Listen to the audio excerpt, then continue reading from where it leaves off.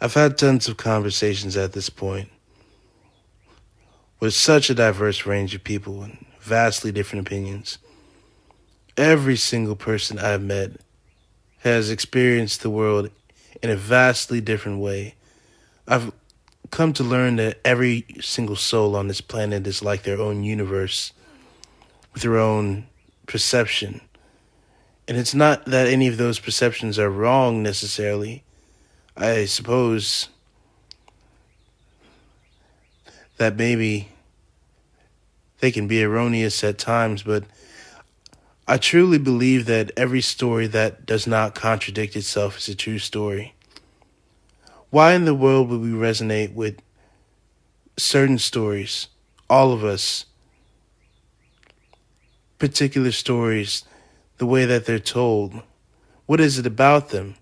The Lord of the Rings, Harry Potter, Star Wars, Narnia. What do these stories have in common? I thought to myself, why are they so deep for us? What is so significant about them? And then I realized when I tried to write something and it didn't work and I didn't like it myself, I thought, why didn't it work? People create stories to understand the world better. They create stories to lose themselves in the stories. But stories, they aren't just a retelling of everything that happens in your life. I mean, who would want to listen to that? Most of what happens in your life is pretty damn boring. Sitting on the toilet, walking to the refrigerator, sitting on the couch, going out to check the mail. Let's be honest, most of our lives are pretty boring. And maybe it's better that way. Who knows? I mean, I can't speak for everybody. Certainly there are famous people who have different problems than the rest of us. They can't even go out without being seen, bombarded. Perhaps it's a privilege. Not for them, I mean for us. To be able to walk out in midday and under the sun and not be bothered, not be messed with, worshipped at every single given moment. It's the kind of thing that seems glamorous at first. Oh, that's awesome. That person is so important. Who wouldn't want a life like that?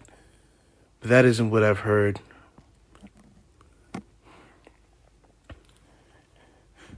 Anyway, I wanted to talk about balance. It's the only thing we seem to be lacking today. Everything is one side or the other, left and right, up and down, white and black. And it really is that simple. Everything flows from one side to the other or back. But the one thing we don't talk about is the balance in between the two. And I get the feeling a lot of people are starting to think that there isn't one. There isn't a balance between one side or the other. It's gotten to the point, and when I tell people I'm independent, that I'm not conservative, that I'm not a leftist, that I'm in between. I like to hear both sides of the story. I want to understand the conservative perspective. I want to understand what the liberal has to say. People don't believe that you're something else, something besides the MAGA supporters or those who oppose them. Why must we pick?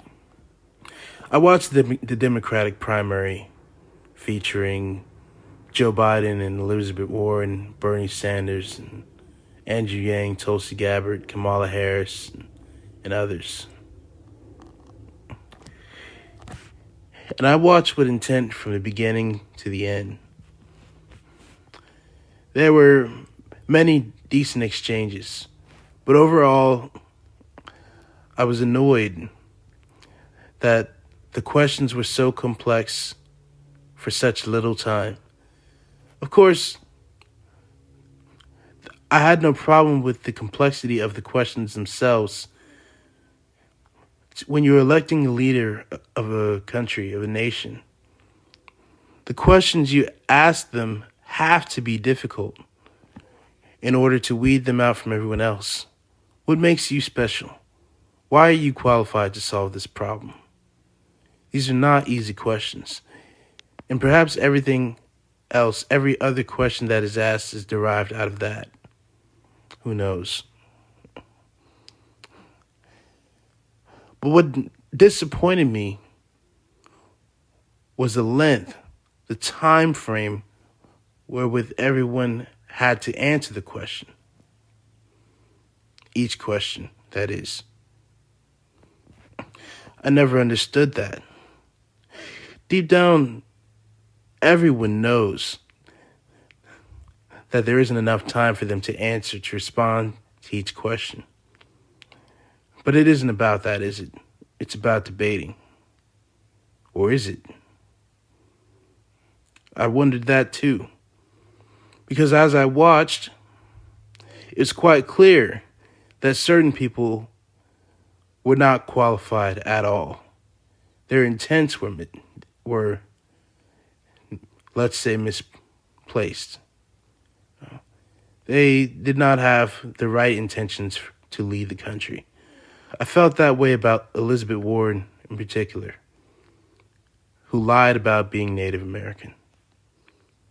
Okay, yeah, you lied and you got caught. But even after she gets caught, she still continues to lie for years and years and years, until finally she's pressured after Donald Trump takes a jab at her and she can no longer lie anymore.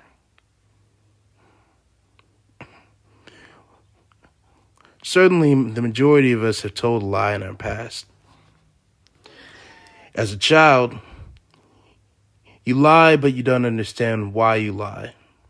You only know that you're afraid of the consequences of telling the truth, so you avoid it by getting out of it and telling a lie,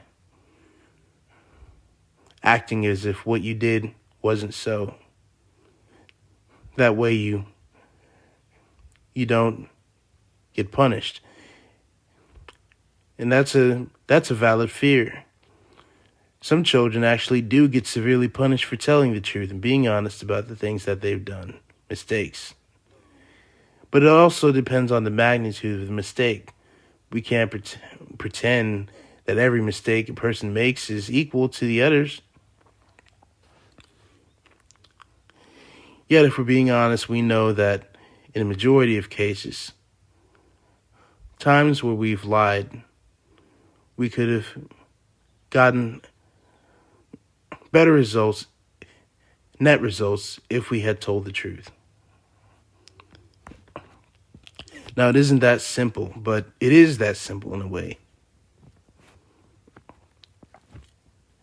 And we seem to have lost sight of the balance between having a set of morals that we stick to and breaking the rules. I was listening to someone. They said, a person has to understand right and wrong in order to understand that there is no right and wrong. One of the most complex quotes I've ever heard, I'll tell you that. I'm not sure I even understand it to this day, but I'm trying to make sense of it.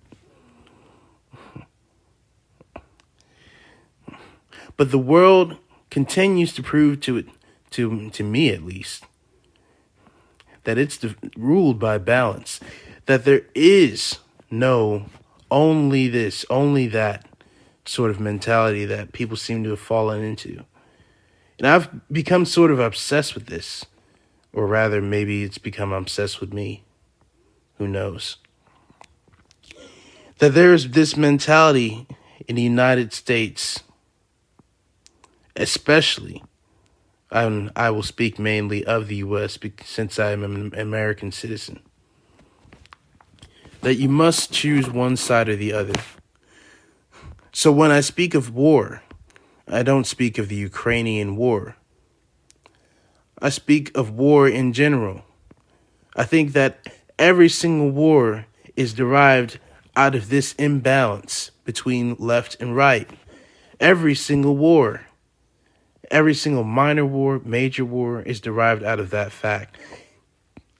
It seems like when something happens once, it then happens across multiple dimensions.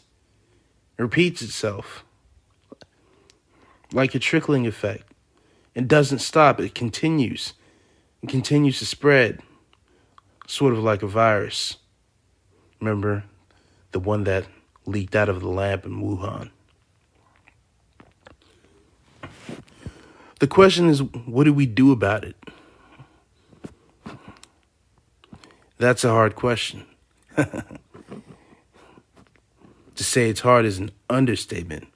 It's an impossible question. We don't even know how to solve the minor wars that we're dealing with. Well, the answer to that is you can't solve them. They're going to continue unless you hit the root of the problem. What's happening in Ukraine, what's happening in our country, the continued polarization of the two sides. Although in real life, day to day, when I speak to people, none of that matters. These problems, however, are never going to be solved without people understanding that there is a balance to be found within literally everything. But in order to do that, you'd have to have some sort of foundation. See, a house without a foundation cannot stand. The question is, what is that foundation? Is it the Bible? Well, the materialists say no. Of course, the Christians will say yes. But I'm here to say that there's even a balance between that. That when a man named Friedrich Nietzsche speaks of the death of God, he speaks the truth. And the death of God is another complex term in that, in short, refers to the rise of secularism in the West. And there's a damn good reason for that. It had to happen. It was necessary. The death of God, I repeat, was necessary, is necessary. Because at first, people were not, by and large, philosophers. They were a minority of philosophers who had great ideas, who influenced the entire world. Everyone else fell into this tribe or the other. Perhaps they were followers of the old gods. Perhaps they were the ancient Christians. Whatever they were part of a group. They shared beliefs with others.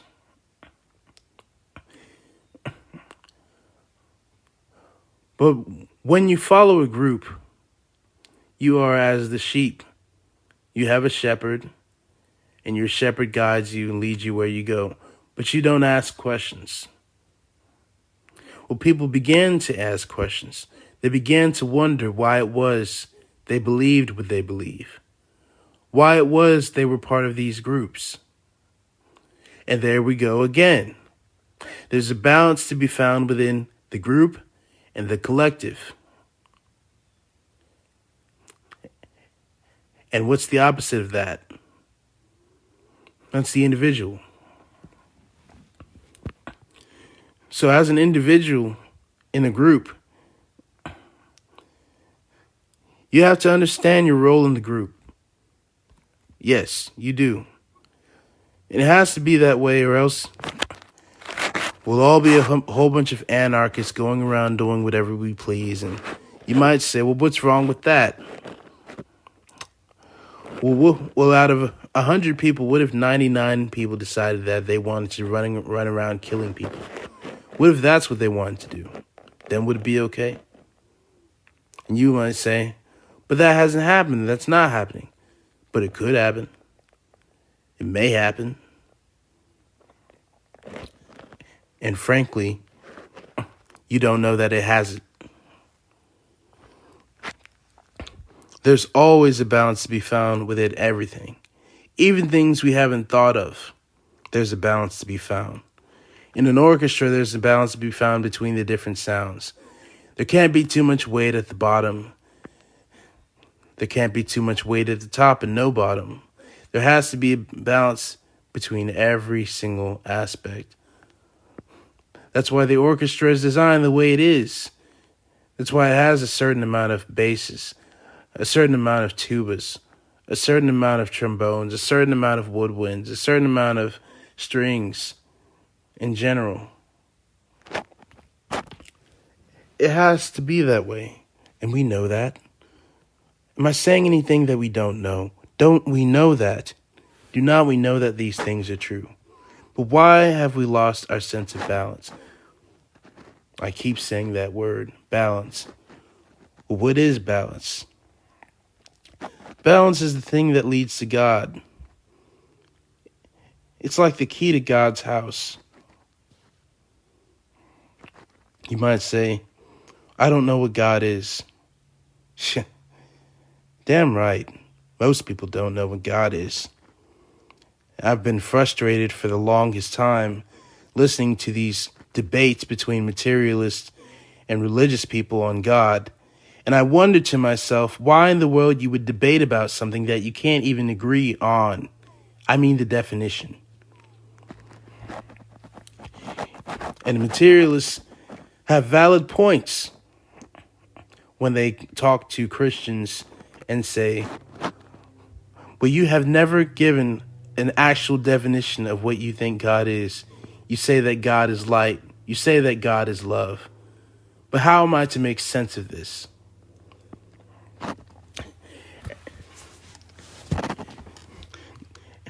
So see, do not look at the death of God as a negative thing. It is a positive thing.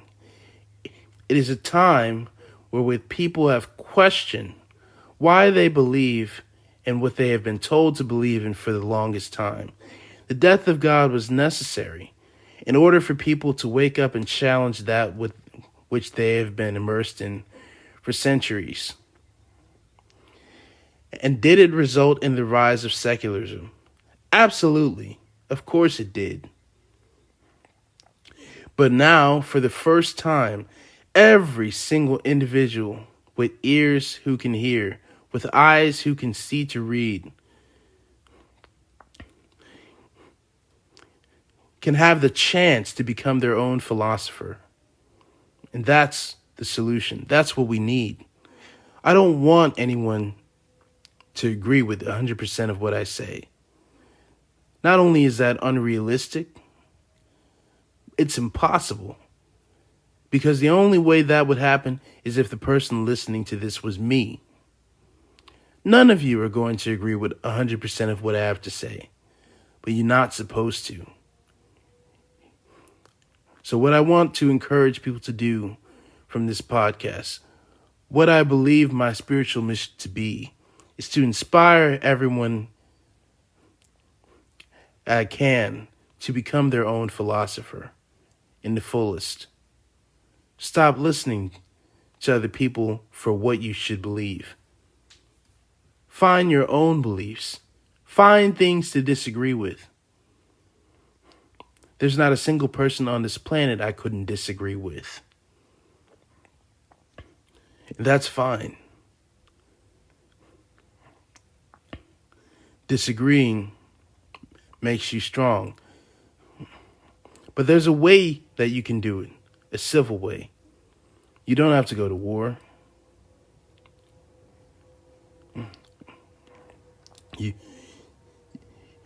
Disagreeing in a way can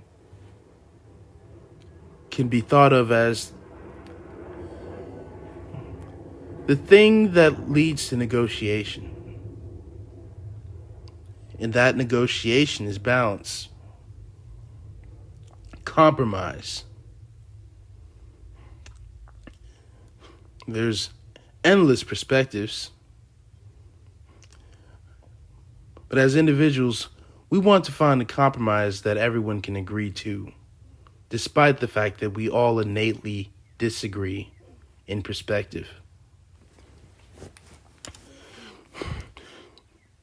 So what we know is that there's left and right. There's chaos and order. There's black and white. What we don't know is where the balance is to be found in between them. And by the way, that wherewith I have mentioned are all the same. They're all variations of each other. Order and chaos is white and black. White and black is right and left. These are all variations of the same thing. The forces that exist on either side of balance. But the problems wherewith they elicit are not the same problems. They're slightly different because these variations manifest themselves in different ways. I could spend so long talking about them, but I'll start with just one for now. Order and chaos. We know that order and chaos exist. Order is what's familiar. Order is when you walk into a house and everything's in place. Order is when you plan your day out and everything has gone according to plan. Order is when you go to school, in every single class, everything that you anticipated would happen. Not only that, you leave having accomplished everything you set out to accomplish. And when you get home, you think, after I do my homework, I'm going to go to sleep and no one's going to bother me. And after you do your homework, you go to your room and go to sleep. And not for a second does anyone bother you. That's order. But then the opposite of that is chaos. And chaos is everything wherewith we're unfamiliar. That which we don't know. Chaos is the night when the lights go out and the stars come. The stars are a light in the dark for you, but everything else is black. And you think to yourself, boy, am I glad I'm not outside. Because outside, you hear screams, cars crashing, guns firing.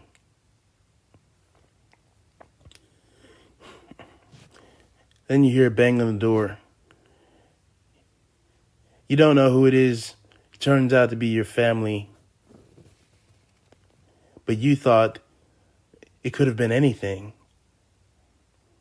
You just don't know. That's chaos. And you think initially, which one's better? And everybody's answer is order. In fact, that's currently the state of how everyone sees everything. That order is good and chaos is bad. It's the default way that we've perceived the two forces to be in the past century.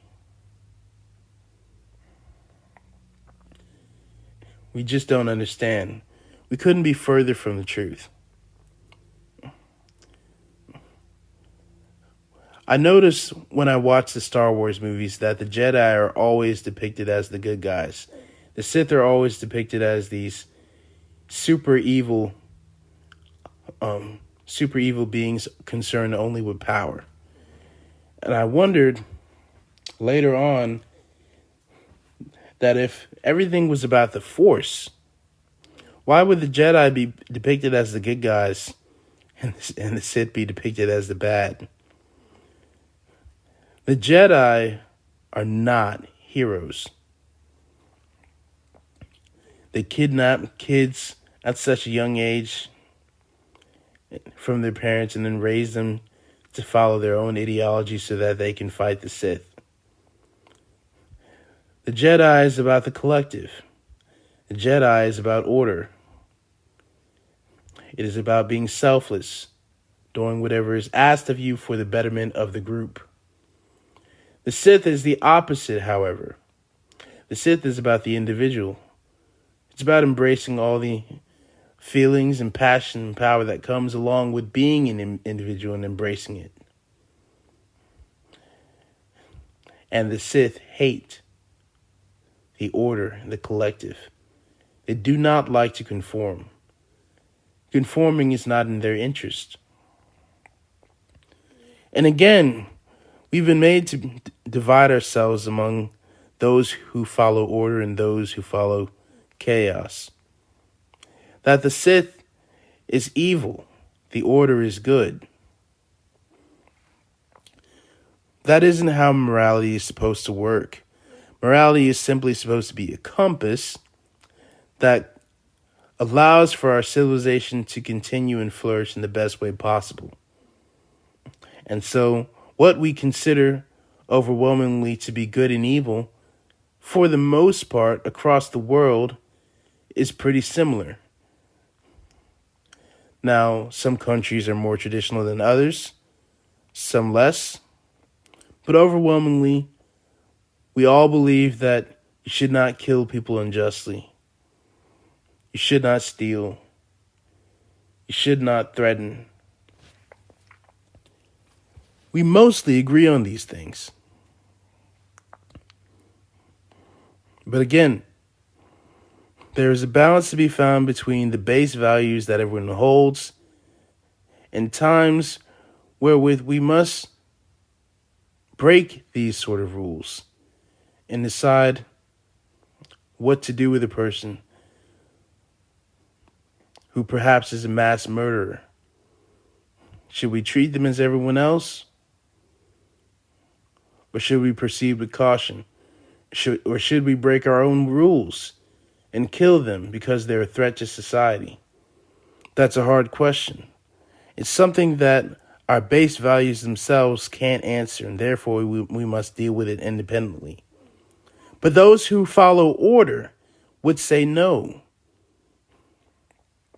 There is no dealing with it independently. You go by the book. And those who would follow chaos would say, we deal with everything independently. But neither is right. There's always a balance to be found between the two. So what's fascinating about order and chaos is that every single culture in the world, for example, has had vastly different beliefs and ideologies. When I say ideologies, what I really mean is religions. But one thing that they all have in common is that they all agree that order and chaos exist. That's such a fascinating thing, that every single culture, whether ancient or modern, has always agreed that order and chaos exist. And not only that, that order is white and light, and that chaos is black and night.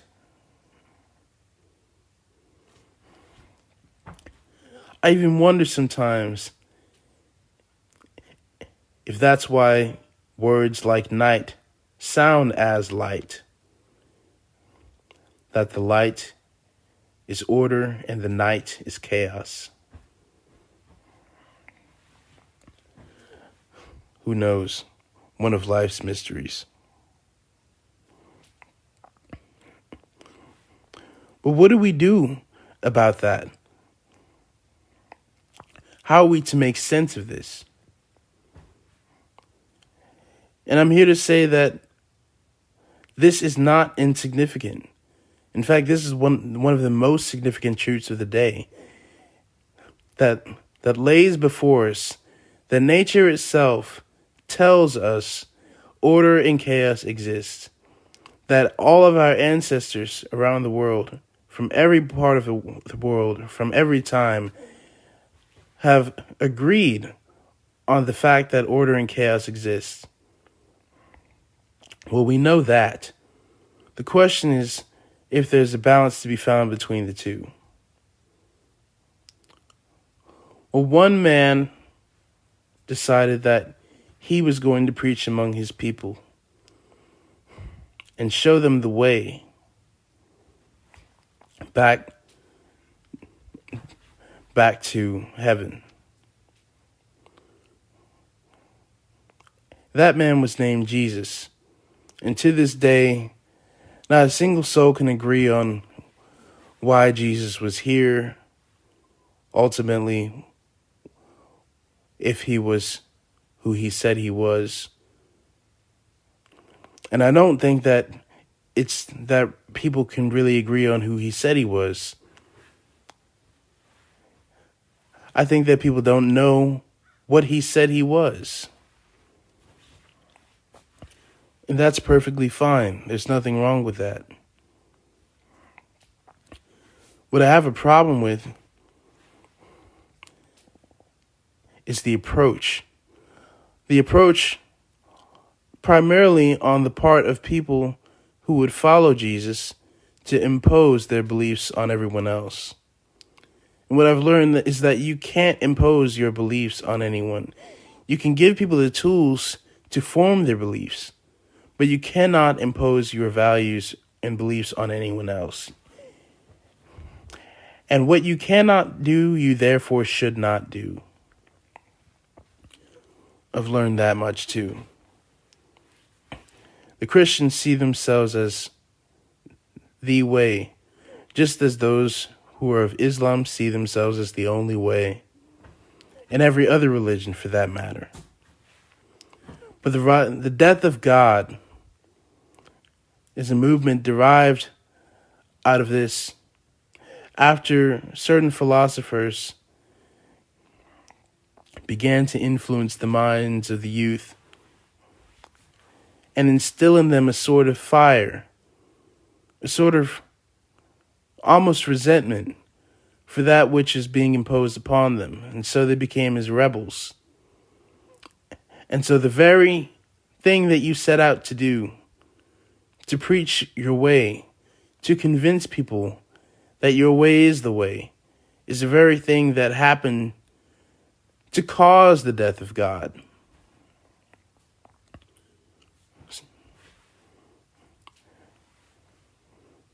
So I do not believe that the death of God is a bad thing. I think it will be, ironically, that which will lead people to God in a way. But first we have to define what that is. So what is God? As I've tried to explain to many people, in a material sense, in a scientific sense, imagine that balance is the zero and God is the scale. What does that mean? Well, Isaac Newton actually explained it many years ago, although the Christians never understood that. And that's the thing, there's always a balance between science and religion. That religion and science are not supposed to exist in contradiction to each other, but to complement each other, rather. And so one of the statements, the most impressive statements to ever have touched a human being, is that energy can neither be created nor destroyed. And and all of this effort on the part of Christians to explain to materialists what God is by saying these vague things like God is love and God is light and God is this and God is that. And they can't even see that the materialists understand God than they ever have and they ever will. The materialists understand God better than the religious folk ever have and ever will. How ironic is that? Isaac Newton said that energy can neither be created nor destroyed. Well, in case you haven't noticed, God is energy. God isn't just energy. God is all of the energy that exists. And if you were to combine it together, you'd end up with God. That's what God is. The cool thing about energy is that it's everything. So when you take a fire and you see it's hot, obviously that's energy, right? But then you take a liquid and you look at the molecules and they vibrate too. They move around. And then you take a solid and you think, well, the molecules, they don't move, they're rigid. And that's not true. They're trying to move. They're vibrating against each other. It's just that they don't have anywhere to go. So they vibrate against each other. And so the solid emits a kind of frequency out of the fact that the molecules inside of it vibrate. And when you heat the solid up, what happens to the molecules? Well, they vibrate faster and faster and faster and faster. And so the frequency increases. It gets higher. And so everything is energy. Solid, liquid, or gas, it's all energy. There's never a time when any of these molecules stop moving. They keep going. They keep going. They don't stop. They can't. Because they exist. And to exist is to go from point A to point B. To exist is to evolve. So God is existence. God is evolution. All of the things wherewith you're most familiar. The materialists understand God better than the religious people ever have. That's the greatest thing I never understood about this debate between materialists and religious people. Whereas the religious people think that the materialists are unaware, are ignorant, are naive. It's the total opposite. That the materialists understand God better than the religious people ever have, yet they are not spiritual. So they look in everything in a sort of very tangible sense. That everything they do, they must first see to understand. And they just haven't understood the concept of God. They've understood everything else. But no one came along and told them that energy is actually God.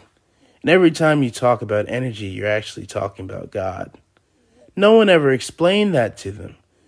And it's because the Christians didn't know. Because they mistakenly thought, well, the only thing I must concern myself is my religion. And it's fine to be passionate about your faith, but how long must you be passionate about something that you don't understand? It's incredible to me. Of course, I didn't come to this revelation,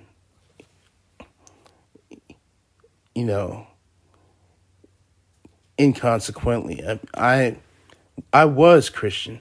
I had a Christian upbringing. Went to Catholic school. I desperately wanted to believe everything that I was being told. Thought I did. Then woke up one day and realized that I didn't believe anything. And I had no idea why. I thought that some people just had the bug. And I still don't necessarily know how this works. maybe some people do have the bug where they're immersed in an environment, they just don't ask questions and they believe everything.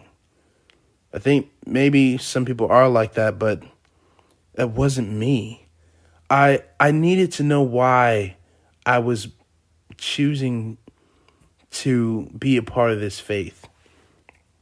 And I didn't know why. So about in 2019, especially, but before that too, around 2017 to 18, I really began to question my faith. I was forced to go to church every single year that I had lived in my mother's house. And it started to get to the point where I could not keep doing this. I remember I had an altercation where I was trying to be an Eagle Scout. And I had a Boy Scout meeting that was at my church, coincidentally. And I thought, well, I'll just go to the meeting, but I won't go to church. And my mom had an argument about this simple thing.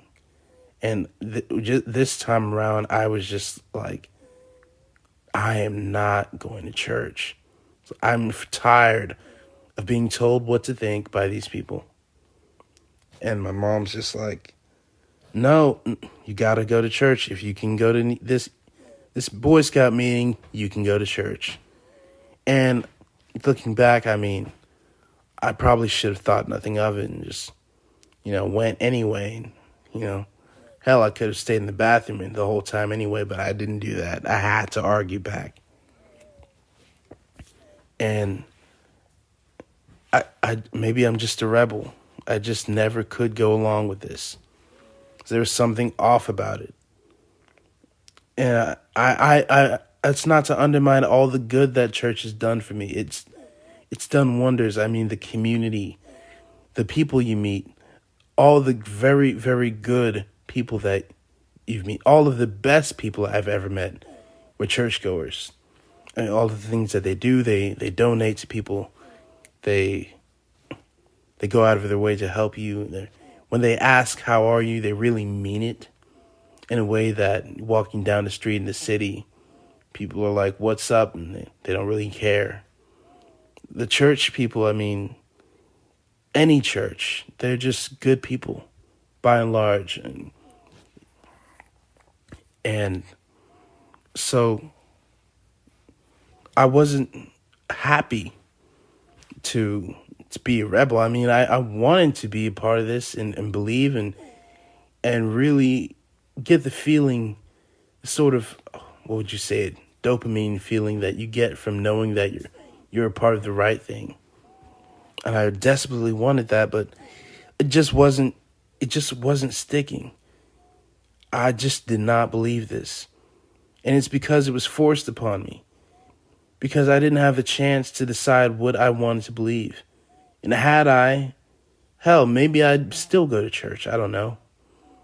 But I wasn't, that wasn't how it worked out. Instead, I ended up being the person who asked questions constantly, wanting to know.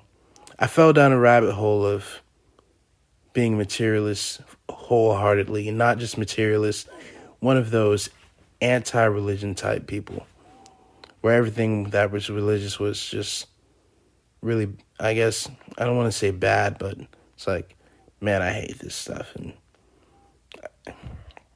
I fell pretty far until I started listening to Dr. Jordan Peterson talk. And I didn't listen to him talk about religion at first. The first thing I ever heard was him talk about The Lion King. There's a video series, 2-part video series, I believe, called Carl Jung and the Lion King. Still, I've gone back and listened to that a couple of times, and it's absolutely incredible. But then he started to talk about, the West and the individual, and he said so many incredible quotes. I could hardly believe my ears. That sitting here listening to this person in real time, not reading off of a script, but yet saying so many insightful things that really resonated with me emotionally as a lost young man in a society where you're not supposed to be lost. You know, and it's like, wow, this guy just came almost out of nowhere. And I truly believe that he was sent from heaven with a spiritual mission to help these people, all of these people that listen to him, and to challenge those who inadvertently bring about imbalance. One of the greatest quotes that I initially heard Jordan say, I can't remember who he was talking to. I can't remember the context. I don't remember where he was. But I remember the quote. And he said, the integrity of a nation depends. No, he said, the success of a nation depends on the integrity of the individual. The success of a nation depends on the integrity of the individual. It threw me back how utterly deep that statement was. I still can't believe it to this day. It bewilders me. It gives me chills to have heard anybody say something like that. It's such a bold statement. And it's so true. How can any nation possibly succeed to its fullest without every single individual in it doing what needs to be done on their part?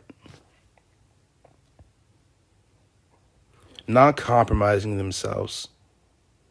Saying no when saying no is required of them. How could any nation possibly? Isn't this not the problem with the nations that we have today? That too many people have allowed themselves to be walked over?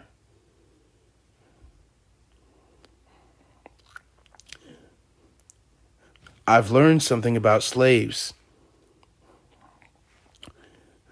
That you can do anything physically to a person to physically bind them. But a person cannot be made into a slave involuntarily. A person must willingly submit to another person in order to be that person's slave. In order to truly be that person's slave, they must willingly submit. And people get you. They scare you. The world is a scary place, and if you're not prepared, it can throw you off. A lot of people aren't given the tools. They aren't given the knowledge, perhaps. They don't know how strong they actually are, so they don't stand up and they allow themselves to be walked over. But they don't know what they're doing by doing that. No one can enslave you. You have to give people power over you for them to have it. I've learned this lately from watching people speak in front of crowds of thousands and hold their integrity and not forfeit in spite of threats that they will have to leave college campuses if they don't close their mouths and stop speaking on what they're speaking of. It's absolutely mind-blowing. Yet these people know the secret, don't they? They know something everyone else seems not to know. So no one can take your freedom from you. Not unless you let them. You know? And if it means that you have to sacrifice your life to do it, then do it. If freedom means that you have to sacrifice your life in the end for something you believe in, I don't understand why in the hell you wouldn't do that. Why in the hell would you compromise your freedom for something as simple as your life? This isn't where it ends.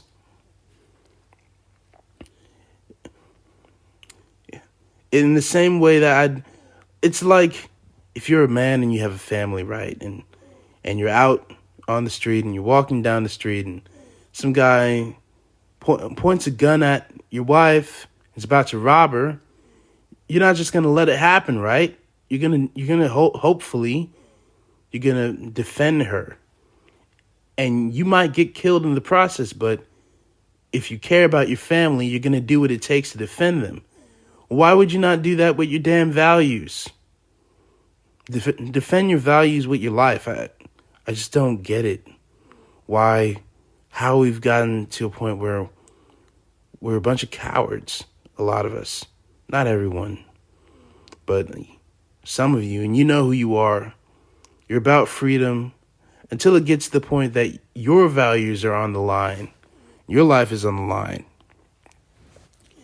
And then you want to compromise to whichever way the wind blows. But if you really are someone of integrity, you stand strong whichever way the wind blows, like a tree. It doesn't matter. You can't be shaken.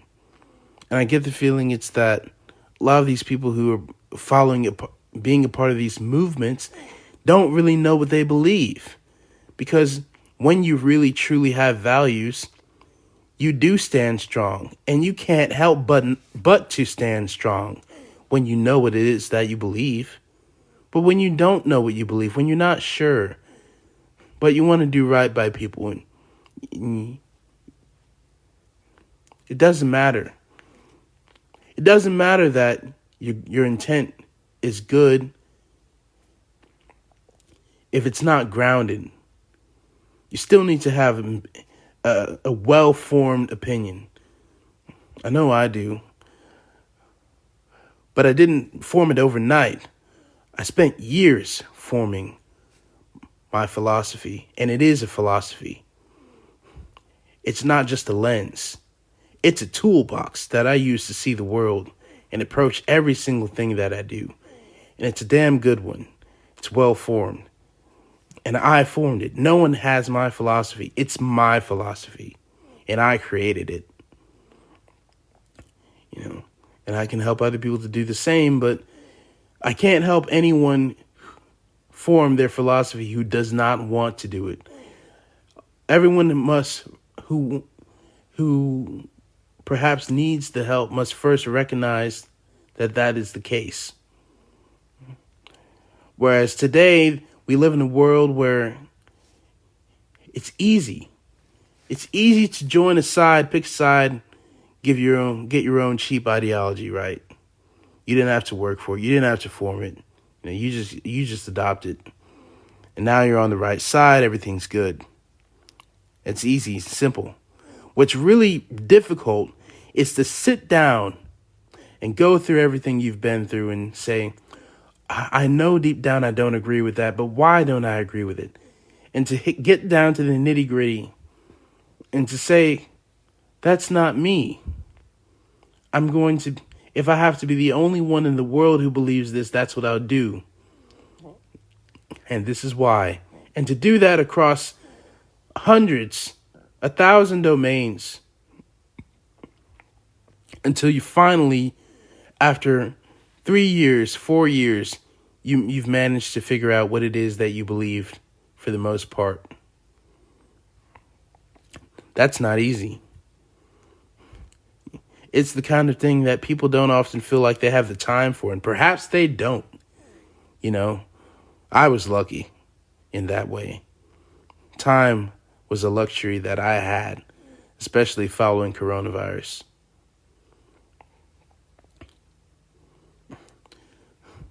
But that's the only way I was lucky. Forming my philosophy came at great cost. It came at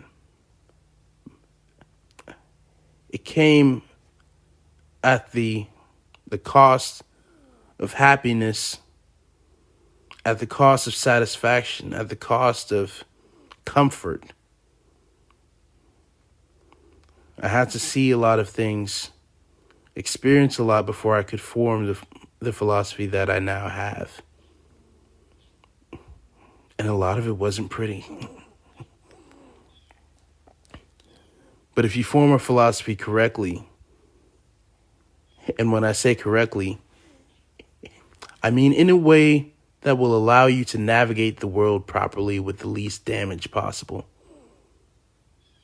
to the extent that you can. It shouldn't be easy. It should be rough. Part of forming my philosophy, the process of doing so, involved arguing a lot. I had to argue. Arguing is fighting. And I had to fight a whole lot before I could realize what it was I was fighting for. And there's two reasons you fight.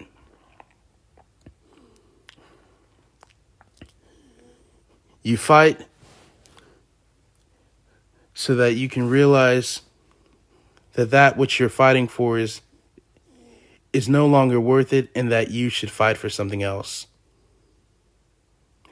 And you fight because what you're fighting for is worth it, and you should fight even harder than you've ever fought in your life.